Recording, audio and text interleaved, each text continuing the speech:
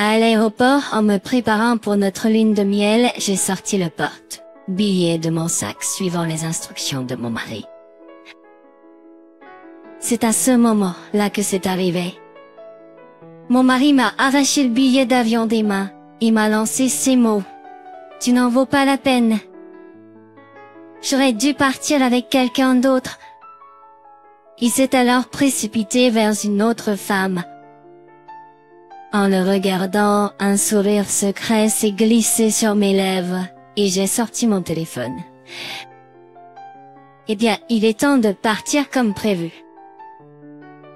Nous nous voyons rarement. La principale raison de notre union officielle était mon désir de le retenir, même si c'était juste une formalité. Pour John, peut-être qu'une cérémonie de mariage semblait, elle, inutile. Mais pour moi, même si c'était juste symbolique, je voulais un souvenir, une étape. Au minimum, je lui ai suggéré de prendre quelques photos et de faire une petite lune de miel à proximité. Mais tout ce que j'ai obtenu en retour, c'était « Pourquoi seulement prendre des photos? Si tu veux faire un voyage, pourquoi ne pas partir avec tes amis? » Je n'ai pas le temps pour ça. Beaucoup de mes amis du collège qui étaient dans le même séminaire disaient « Ce n'est pas juste ». Mais ceux qui connaissaient ton travail répondaient Niné souvent « On ne peut pas y faire grand-chose ». 3 ans se sont écoulés. Nous avons maintenant Turquie. Même si je veux discuter d'avoir des enfants, John et moi avons souvent des horaires opposés, ce qui rend difficile de trouver le bon moment. Tout ce que je fais, c'est courir entre le travail et les tâches ménagères tous les jours. J'ai commencé à me demander pourquoi nous sommes, nous mariés. Mais un jour, John dit cela hors de propos. Emily, tu pas mentionné vouloir faire une lune de miel avant? Oui, mais tu pas trop occupé? Nan, il semble que je puisse avoir un peu de temps libre. Nous pouvons y aller si tu veux. Vraiment? Je fixerai la durée, tu choisiras le reste. Le ton de sa voix m'a dérangé, mais j'ai quand même noté les dates qu'il a mentionnées. Dans 1 semaine. Et ce sera l'été.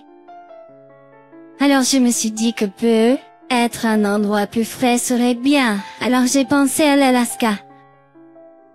Je suis allée à la librairie, j'ai pris quelques guides de voyage, j'ai marqué les endroits que je voulais visiter et les lui ai montrés. Hey, regarde ça. Je veux aller là-bas. Choisis-toi, même. Quelque chose m'a semblé étrange alors. Peut-être ce injuste de ma part d'attendre beaucoup de gens avec sa vie quotidienne si chargée. Mais cela devrait être notre ligne de miel, notre premier jalon. Je voulais discuter et décider des destinations avec lui. C'est mal de ma part d'espérer cela. Même si nous vivons ensemble depuis des années, nos vies se croisent à peine. Quand est ce que nous avons pris un repas ensemble pour la dernière fois? Je me suis rendu compte que nous communiquions à peine l'un avec l'autre. Je me souviens de John au collège dire quelque chose comme ça à tout le monde. À notre époque, les couples devraient deux travailler et partager équitablement les tâches ménagères. Diviser les tâches ménagères, juste équitable. Bien qu'il mange principalement à l'extérieur, il semble parfois cuisiner pour lui-même. Je trouve souvent des plats que je n'ai pas utilisés dans l'évier. Mais toutes les autres tâches me reviennent. Je finis toujours par cuisiner, nettoyer, faire la lessive, sortir les ordures, faire. Maintenant, John ne rentre pas souvent à la maison en même temps que moi. De temps en temps, nous arrivons à dîner ensemble, et c'est un soulagement. Mais même alors, il jette constamment un coup d'œil sur son téléphone sur la table. Une fois le dîner terminé, il se dépêche de se rendre dans le salon, semblant échanger des messages avec quelqu'un sur les médias sociaux. Pendant ce temps, je suis occupée à nettoyer. Un jour, légèrement irrité par son indifférence, je lui ai fait remarquer. Tu sembles occupé à texter. Eh bien, contrairement à toi, je dois garder le contact avec mes collègues de travail. D'ailleurs, il laisse souvent son smartphone sans surveillance. Comme quand il prend un bain ou fait une sieste sur le canapé du salon. C'est purement par hasard que je jette un coup d'œil à l'intérieur. Il échangeait des messages avec une femme. Qui est cette personne? Je demandais. Et au même moment, j'ai montré l'écran de mon smartphone à John qui venait juste de se réveiller. Le nom à l'écran était Emily Johnson. Plusieurs messages de John s'alignaient. Ils ont des choses comme « Comment on va ?» et « Oh Dieu, et ça va depuis ?» il demandait surpris. Oh, c'est lié à l'affaire sur laquelle je travaille en ce moment. Il a un problème. Tu envoies des messages à quelqu'un lié à l'affaire tous les jours. Je demandais. Eh bien, si j'ai des questions, je dois montrer de la sincérité, non? Il répondit. Mais elle ne semble, elle pas agacée par cela. Je demandais. Tu as un problème avec la façon dont je fais mon travail? Il demandait. Je ne peux vraiment pas argumenter quand tu abordes le travail. Mais décide vite où nous allons. Je ne saurais être pas de retour à la dernière minute à cause de l'affaire que j'enquête. Fais tes bagages, tu veux? Il dit. Oui, cela s'est produit récemment. Et enfin, le jour de notre voyage est arrivé. John, qui a dit qu'il ne pourrait être pas rentré à temps, s'est étonnamment réveillé tôt et de bonne humeur. Je vais préparer le petit déjeuner. Il dit en posant une assiette de pain grillé, de bacon et d'œufs, et une salade devant moi. Je me suis méfiée lorsqu'il a également posé une cafetière, car ce n'était pas dans ses habitudes. Quel est ce regard? Il demandait. Quand je décide de faire quelque chose, je le fais. Il dit. C'était juste de la salade de pommes de terre achetée en magasin, du bacon insuffisamment cuit et de la soupe instantanée. Mais il n'y avait pas besoin de le rendre si spécial. J'ai gardé ces pensées pour moi, et j'ai mangé tranquillement. Voici tes bagages, il dit. Merci, ça a l'air d'être bien rangé. Tu ne vas pas vérifier à l'intérieur? J'ai demandé. Je vérifierai plus tard. Il dit. Si tu le dis. Nous sommes partis directement pour l'aéroport. Au fait, notre destination, écrite sur les billets, était l'Alaska. Nous avions prévu de voyager dans différentes parties de l'État. Nous avons pris le tram jusqu'à la porte d'embarquement. Alors que nous nous approchions, John s'est soudainement arrêté. Un petit passe d'embarquement prêt? Je peux l'obtenir rapidement. Alors que je commençais à sortir le porte, il m'a arraché les billets en disant Quel gâchis de voyager avec toi. Je devrais partir avec quelqu'un d'autre. Avec cela, il a couru vers la porte d'embarquement. Il y avait une femme devant, c'était Millie Johnson. Il avait une photo dans son téléphone intelligent. C'est sûrement elle. J'ai attrapé un coup d'œil, souri avec discrétion et pris mon propre téléphone intelligent. Eh bien, devrions-nous partir comme prévu? Quelques heures plus tard, j'allais au bâtiment du terminal d'un aéroport en Alaska. Dirigé droit vers la sortie domestique, tout droit jusqu'à la célèbre pâtisserie au coin de la section dessert du 2e étage. Je savais que John et Emily étaient à l'espace Eden là-bas. J'ai approché les deux confiantement, qui profitaient d'une glace exclusive de l'aéroport. Te voilà. John, qui avait été regardant rêveusement Emily, a brusquement pâli, un peu de crème glacée encore sur le coin de sa bouche, me regardant comme si j'étais un fantôme. Attends, pourquoi es-tu ici, Michel? Michel, j'ai eu tellement peur. Je l'ai gentiment frotté dans son dos qui tremblait, tout en fixant John dans un regard sévère. Ce que tu veux dire, pourquoi suis-je ici? Sais-tu combien de vols de différentes compagnies aériennes atterrissent là-bas? Je viens tout juste d'embarquer à bord du premier volume disponible. Es-tu vraiment un journaliste? Tu ne sais même pas quelque chose d'aussi basique.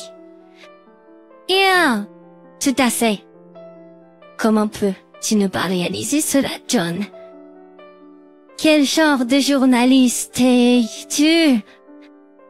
Depuis derrière moi, une voix masculine profonde s'approcha lentement, rendant John encore plus tendu. Pourquoi? Pourquoi l'éditeur est sad?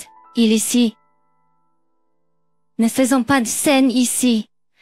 Allons plutôt dehors. L'homme appelé éditeur était Monsieur Long, le rédacteur en chef du département de mon mari.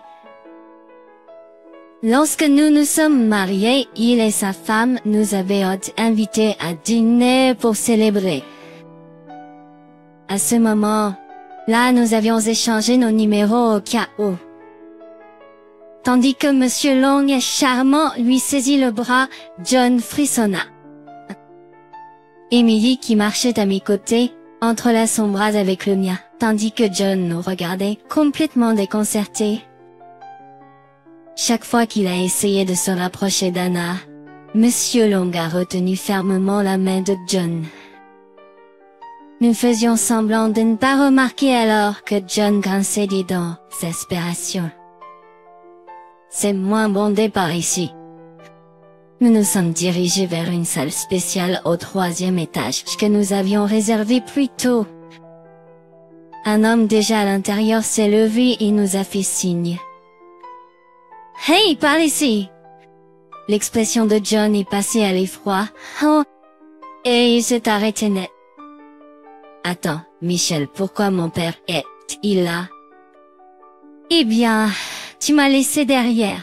Alors je n'ai fait que tous les inviter. Pourquoi ne pas en faire un voyage en famille?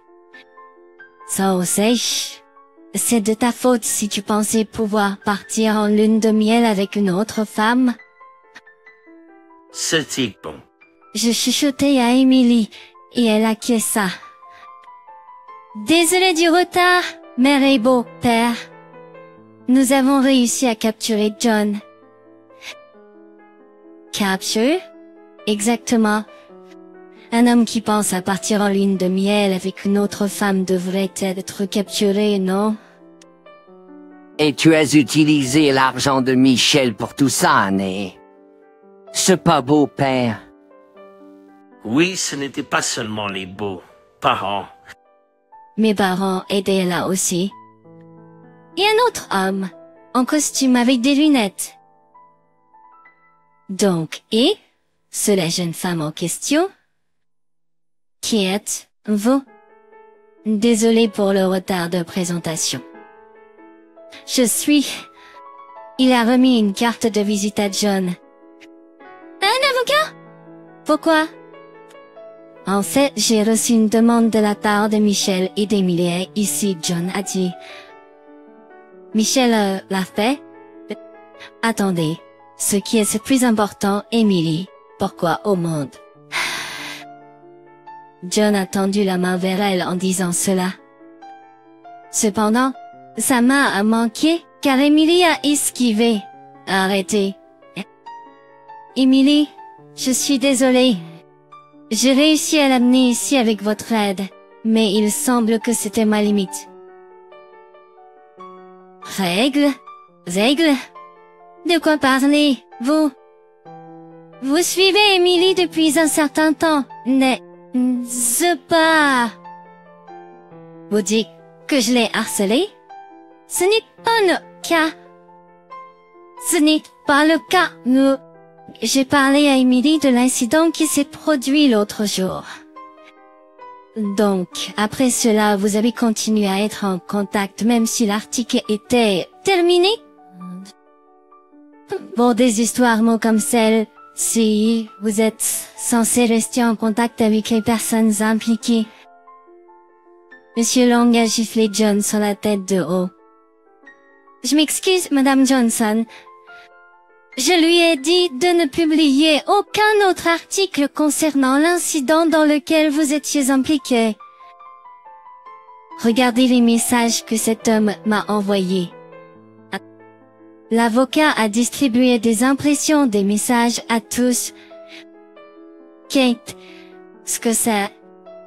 Je vous remercie de votre coopération. Vous voulez dîner ensemble quelque part? Et vous l'avez longtemps invitée après qu'elle ait refusé. Je vais dire, et c'est juste de la politesse. J'ai été attiré par votre attitude courageuse. De quoi s'agit-il? Elle était vraiment courageuse. Malgré l'incident, elle a tant fait pour se rétablir. John, la voix du beau père de John Artanti. Que diable dis-tu? Attiré par elle? Madame Johnson, je ne demanderai pas ce qui s'est passé, mais je sais que vous avez été blessée. Pourtant, il semble que ce fou ne cessait de vous le rappeler lorsque vous essayez d'oublier. Anna Emily a acquiescé avec des larmes dans les yeux. J'ai seulement coopéré car il a promis d'écrire correctement à propos de l'incident. Pourtant, il a continué de trouver des raisons pour m'inviter par la suite. Et le volume des messages, aussi. Et il sait où j'habite. Ceci est vrai. Il y a aussi ceci. L'avocat a distribué plusieurs photos. Elle montrait John avec un appareil photo à côté d'une fenêtre d'un complexe d'appartements en duplex. C'est l'appartement où j'habite. Tu étais au courant de ça? En l'entendant, Anna Emily a frissonné à nouveau. J'ai pris ma décision. Je vais porter plainte pour harcèlement. De quoi parles-tu? Emily a commencé à parler comme si un barrage avait cédé. Chaque journée est unique. Il demande qu'est-ce que tu fais. Pouvons-nous nous rencontrer demain? Même s'il a entendu parler de l'incident, il persiste même après que je lui dise qu'il n'y a rien de plus à discuter. Mais tu as répondu à mes textos, n'est-ce pas? Qui penses-tu que apprécie cette conversation? Exactement. Merci pour aujourd'hui, ça va? Ouais. Tu sais ce qui est un peu bien quand tu es fatigué? Un massage. Je viendrai te donner un massage un de ces jours. Je suis occupée maintenant. Tiens, ce sont raisonnable comme ça. Et qu'est-ce qui est avec les messages bizarres? Tu dans le bain? J'ai ri en feuilletant l'impression épaisse. Oui, je remercie vraiment Michelle pour tout ce qu'elle a fait. Elle m'a conseillé de garder des traces de tout. Ah, allez. Cela a dû être effrayant, non? De devoir gérer quelqu'un qui débite des sottises comme ça. C'était terrifiant. Anna a frissonné. Comment as-tu pu penser à partir de ces messages que j'étais intéressée par toi? Mais à propos de notre voyage, c'était le coup de grâce pour toi. Sinon, je n'aurais pas pris la peine avec ce plan terrifiant. Plan terrifiant. Tu ne le comprends toujours pas? J'ai soupiré profondément. C'était mon nom dessus, n'est-ce pas? Il a probablement réalisé que c'était à propos du billet d'avion. Ah, oui, c'était le cas. Et alors? Tu sais, si c'est trouvé, c'est un crime. Exactement. Et si quelqu'un se fait prendre, ce ne sera pas toi. Cette haine. Il a retenu son souffle. Il semblait vraiment inconscient. Monsieur Long s'est couvert le visage de ses mains. Je n'arrive pas à croire à quel point mon subordonné a été stupide. Toi aussi? Tu vas l'utiliser pour aller aux Philippines. Avec cela, Monsieur Long a collé le billet au visage de John. Quoi? Pourquoi? Il y a divers sujets à enquêter là-bas maintenant. Tu peux refuser si tu veux, mais si tu le fais... Monsieur Long s'est tourné vers Emily. Oui? Si tu décides de rester dans le pays, je préviendrai la police pour harcèlement.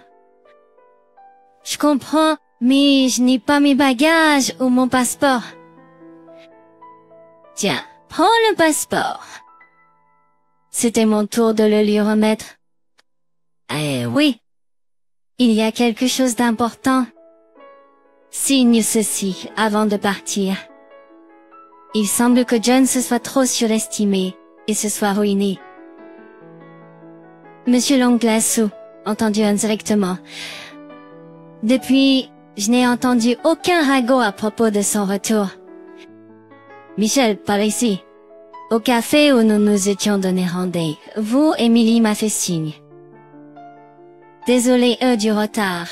Je dis. Prête? Et toi, Michel? Regarde, je lui ai montré les goodies du fan pour le concert auquel nous allions assister.